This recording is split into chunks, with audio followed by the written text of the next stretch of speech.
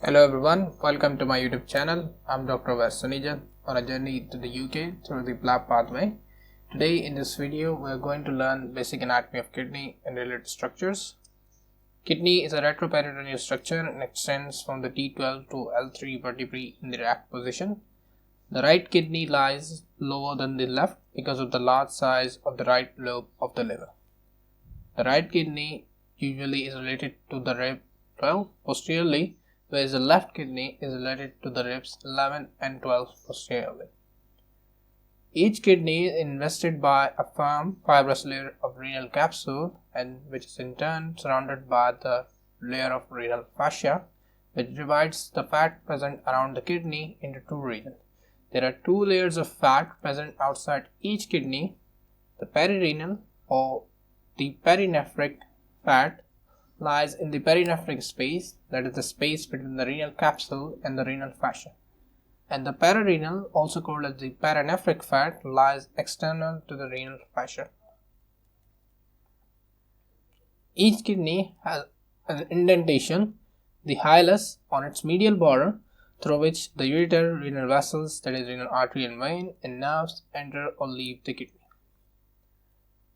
If we look at a section of the kidney, as you can see in the figure, each kidney consists of the renal cortex and the renal medulla containing 1 million nephrons in each kidney, which are the anatomic and functional units of the kidney.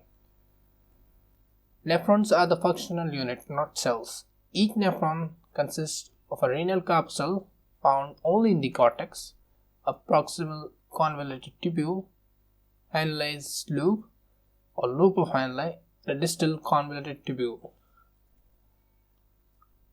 Let's look at the details of the inner part of the kidney with more details.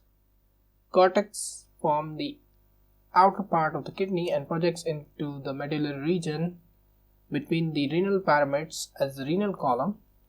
The cortex contains the renal corpuscle and proximal and distal convoluted tubules of the nephron. The renal corpuscles of each nephron consist of the glomerulus, which is basically a tuft of capillaries surrounded by the glomerular or the Bowman's capsule, which is the invaginated blind end of the nephron. Now, if we look at the renal medulla, which forms the inner part of the kidney, it consists of 8 to 12 renal pyramids, which are also called as renal pyramids of Malpighi. It contains the straight tubules, that is the loop of Henle, and the collecting tubules of the nephron. An apex of the renal pyramid, that is what we call as the renal papilla, fits into the cup-shaped minor calyx on which the collecting tubules open. Minor calyx are sort of big pipes that receive urine from the collecting tubule and empty into more bigger pipes, what we call as major calyx, which in turn empty into an upper dilated portion of the ureter, that is the renal pelvis. Ureter is a muscular tube that begins with the renal pelvis, extending from the kidney to the urinary bladder. Ureter is also a retroperitoneal structure, and it descends on the transverse processes of the lumbar vertebrae and the psoas muscle, where it is crossed anteriorly by the gonadal vessels and crosses the bifurcation of the common iliac artery. Ureter may get obstructed by renal calculi, also called as kidney stones, along its path. For example, it joins the renal pelvis at the uretero-pelvic junction, that's where it can get obstructed, and it can also get obstructed where it crosses the pelvic rim over the distal end of the common iliac artery, and it can also get obstructed at the point where it enters the wall of the urinary bladder, that we call as the uretrovesicular junction.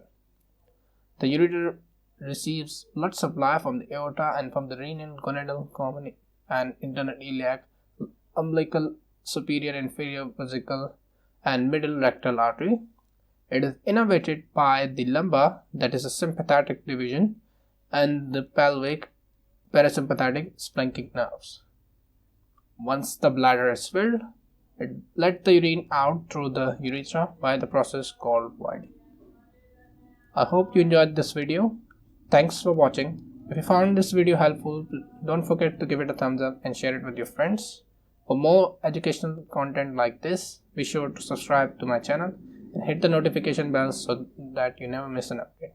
Thank you.